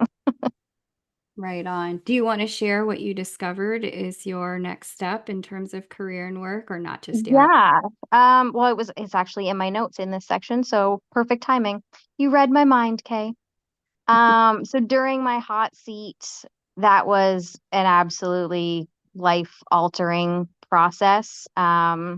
It gave me so much clarity and confirmation to the trajectory that I was already establishing. But it finally gave me like the courage to take the next step. And I had been contemplating doing my death doula certification for years since my mom passed away. And after doing my hot seat, I finally said, F it, we're doing it. Took the leap of faith, and I have now started my certification. Right on. So I think on your hot seat, we had talked, you had asked like, okay, I need to figure out where do I fit? What's my Yeah. purpose? And what are some options for me in career? Yeah. And looking at your chart, the position and the placement of the midheaven and the planets affiliated with your midheaven, it became evident that there were many things you some that were right there at the top of my head, but one of those was being a death doula, which I think was surprising for you. I hadn't known that you worked with a death doula before. Yeah, we had a death doula while my mom was passing. And when you said that, again, I cried. Um, it was just kind of it was yet another aha confirmation of I need to step into my power. I need to stop playing small. I need to be authentically me. And that was exactly where I needed to go. And even like all of the other career paths that I've taken, they've all been baby steps up to this point. And I feel like it was all leading here. It's always all been leading here. And I don't know if I would have taken that leap of faith without that hot seat. Oh my goodness. We're going to talk about it in the member area, but I'm now having like branding ideas for you and your Oh, business name. perfect, because Yes. we have a branding session next Monday Oh, or awesome. Wednesday. Perfect. Okay, Yeah, Wednesday. and good. our 'Cause charts are almost the same, Jessica. Yes, And we like have her very talking similar. about very similar placement. So like you're talking about death doula. Like I just had my branding session with Kay, and because of the Scorpio midheaven, like it, like people don't understand my relationship with that because I don't see it as like the end.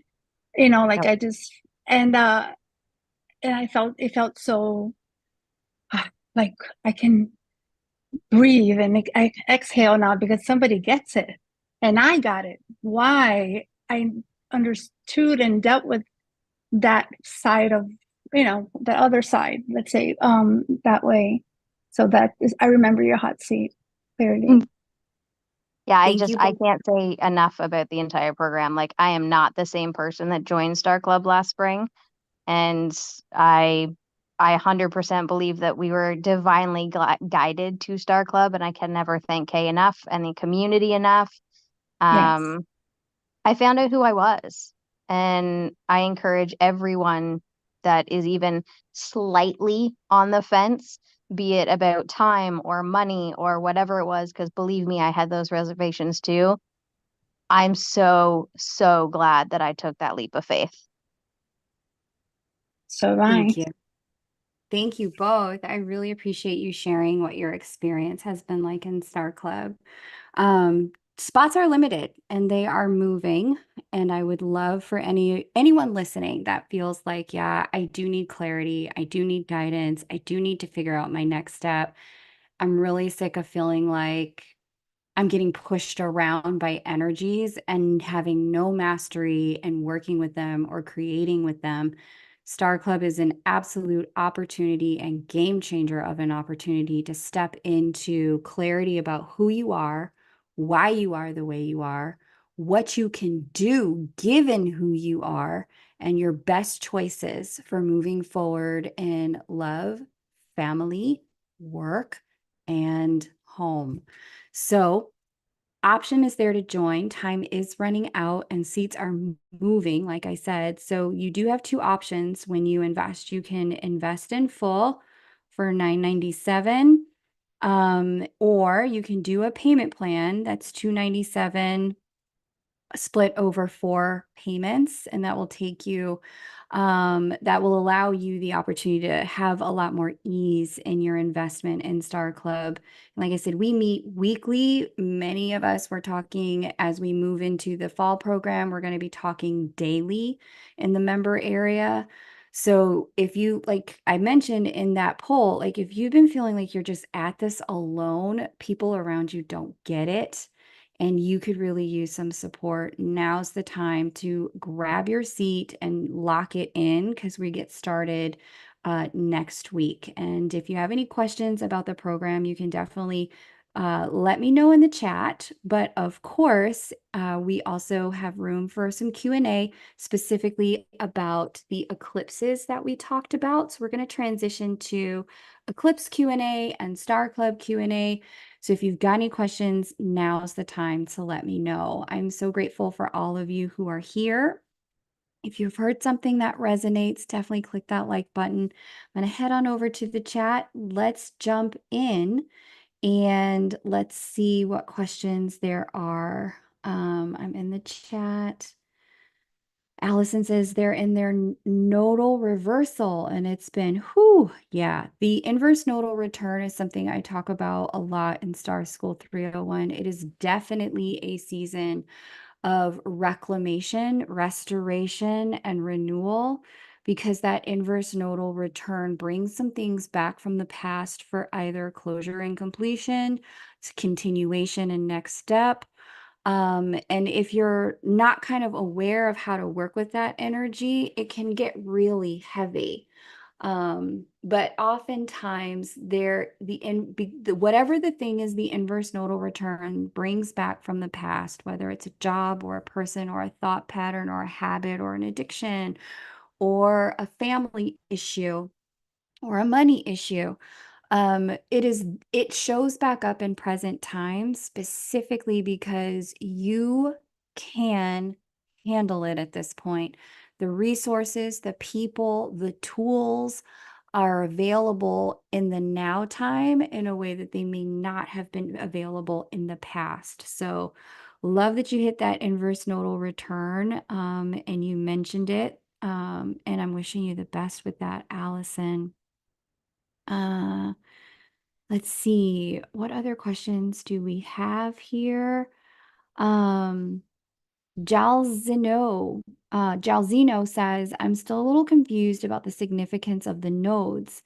In the lunar eclipses, I have natal south node at the 27th degree in the 10th house of Pisces and the north node of in the 4th house.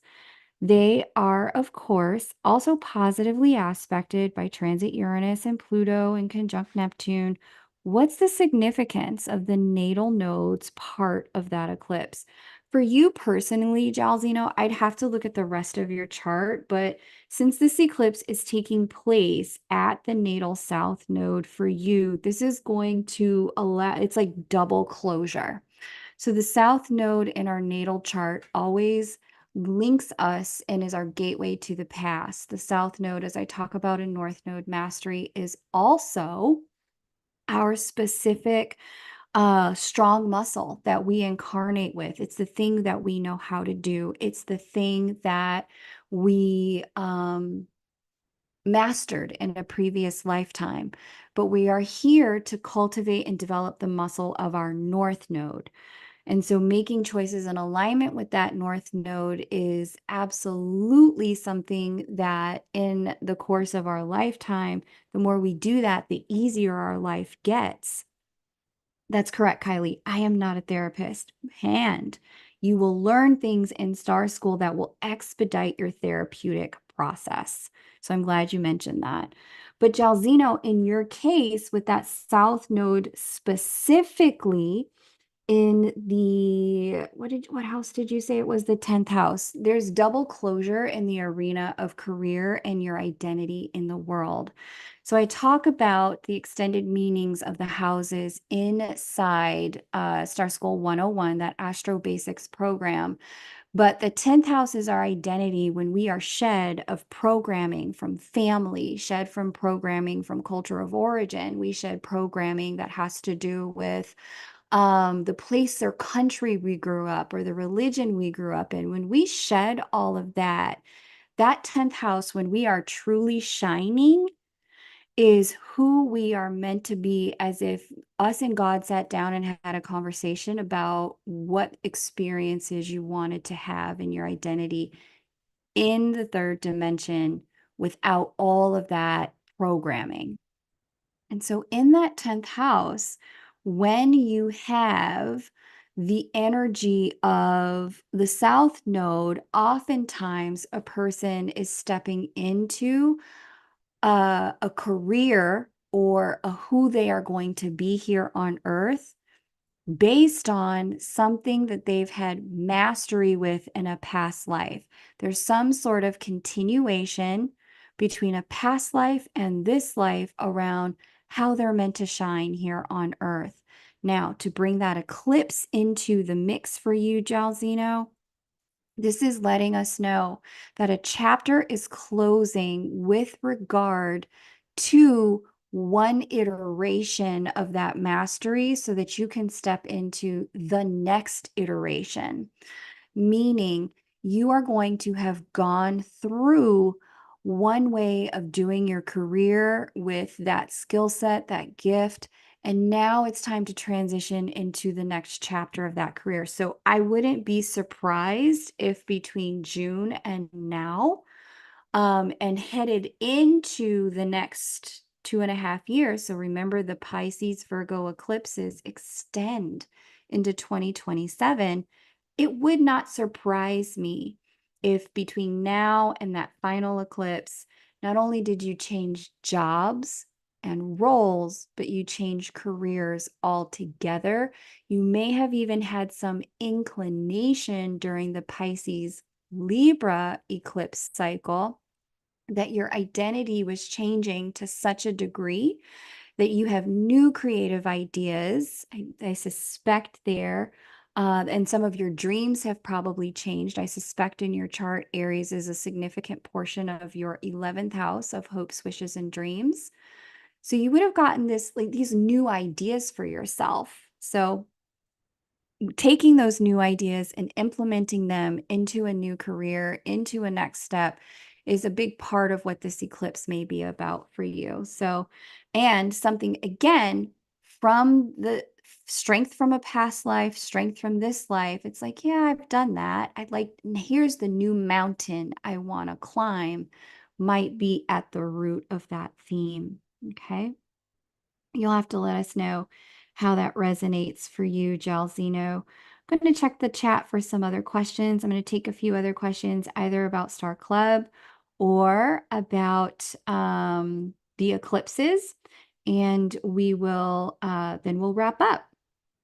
So let's see. Mariah said, manifesting a financial solution and work with community I so desperately need. Right on, Mariah. I love that for you. Please do. I'm going to stand in agreement and add my manifestation power to that. Hermes Trismegistus says, I have Psyche conjunct my rising exactly at 23 degrees Cancer. Any thoughts on this placement, which is also exact fixed star Pollux? So I don't work with the fixed stars in depth or in detail, but what I do know about the late degree Cancer rising, so anyone in that the last 10 degrees of Cancer, or the last 10 degrees of any sign, really has a level of maturity that they are bringing to the table when it comes to the energies of that sign. There's a level of the mature side of Cancer when you're in the last 10 degrees, because you're coming into the mastery in the last 10 degrees of any sign. Now, the horizon, I do talk about in Star Club and in Star School during our Astro Chats. Our horizon is our vantage point. It's our perspective. It's the way we view the world. And this is why people view us as our horizon sign. Many people will say, oh, you're more like your rising sign than your sun. And it's because any conversation that you walk into, any experience or interaction that you have, you are coming into it with the priorities of that rising sign. So in your case, it's Cancerian priorities about the emotional connection. How at home can we be together? The connectedness, the emotional truth of a situation. You can probably spot and tell interpersonal dynamics between people without anyone saying a word in the room, especially because you're a 23rd degree Cancer.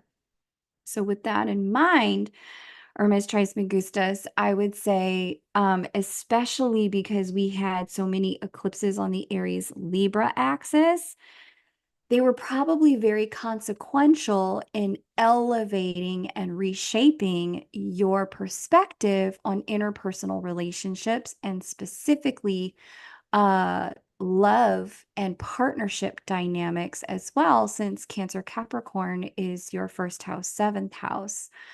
You may have seen with that eclipse cycle that you're not only has your vantage point and perspective shifted on love and relationships, some of the people you may have even dealt with and partnered with have changed.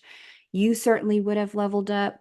The Aries Libra eclipse cycle would have brought you into a lot of choices when it comes to who do I want to be in relationship? What's in my highest and best interest? And how do I enact alignment when it comes to love and relationship based on the fact that I don't want to be who I've been. I'm ready to level up.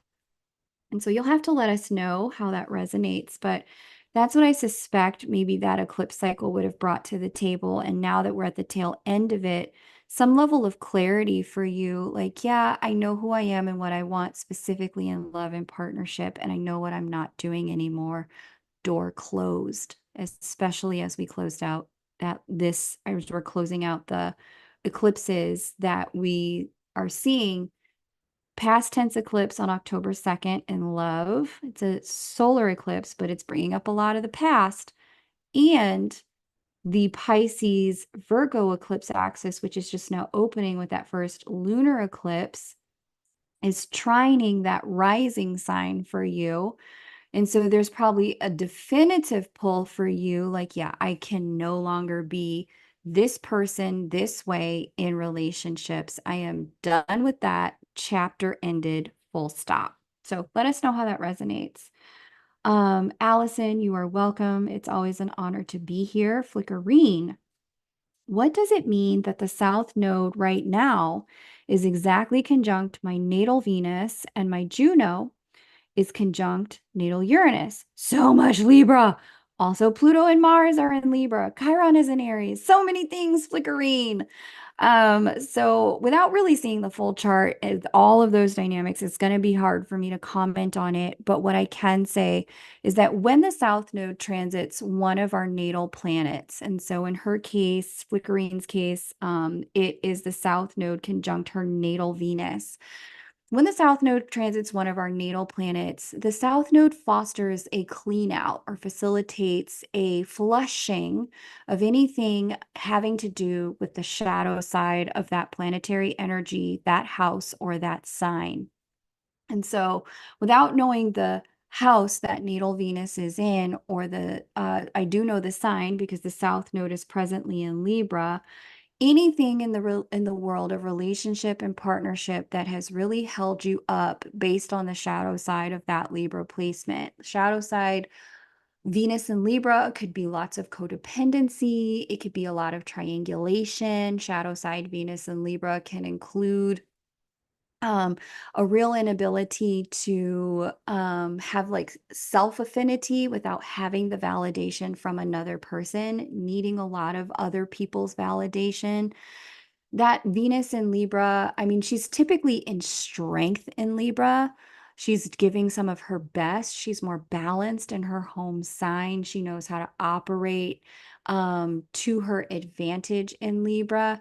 But all placements in all signs, all planets have a shadow. And so we can see Venus do a little bit more of the indecision dance sometimes in Libra, where she's like, oh, I could do this, I could do that, I could do you, but I could also do them and her and him, right? We could see Libra do a lot of that in the shadow. So, you may not have had all of those shadow pieces. You may have just only really be able to relate to one, and certainly the house that Libra and Venus are in is going to get us into greater detail and more specific.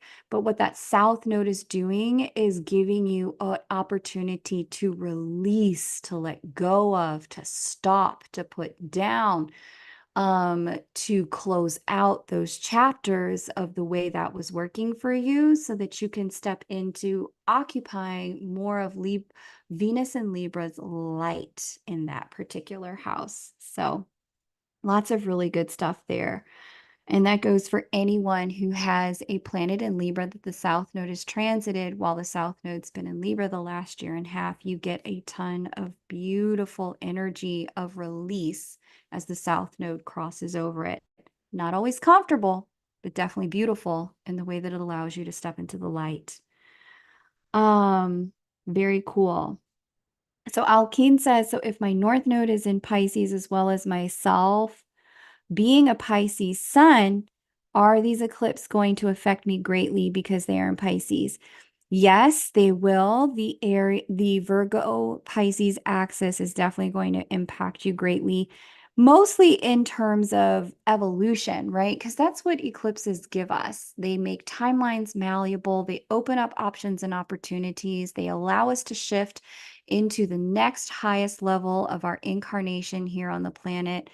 And they give us the opportunity to really act on our power to make things better for ourselves. And so, with these eclipses on the Pisces Virgo axis, they are absolutely going to be impactful for you, Alkene. I'll also add in Sagittarius and Gemini. Anyone with a Sag or Gemini sun, moon, rising, or stellium will also see a lot of action in their lives and open timelines through these eclipses. Okay. Really good stuff. So these are all really, really good questions. I love seeing that Flickering says there's been a lots of release. It's been nutso. Right on. Alkeen says, I appreciate those tough lessons of self-love because it's given me the ability to love and empathize better and alchemate it in others. Good for you, Alkeen. That is awesome growth that you guys have going on here. Mariah asks, my North Node and South Node Capricorn and Cancer, April eclipse in my 7th and October in the 1st, right on. Yeah, big deal. What is pushing it finally to be integrated? I mean, honestly, you are going to continue to see some integration through the end of the year because of the Aries Libra eclipse cycle and this into next year, because we have the final eclipse on that axis. As I mentioned, let me reshare that chart. It's this one. Yeah, March 29th, 2025, we have the final eclipse at that 9th degree to Aries. Mariah, it's going to really be hard to say without knowing for sure uh what are the degrees for you for that North Node and South Node? But I will say what's happening when you have that transiting nodal square. And so when you have North Node in Capricorn and Cancer, and this is going to be true for anyone with North and South Node in Pisces, Sagittarius and Gemini.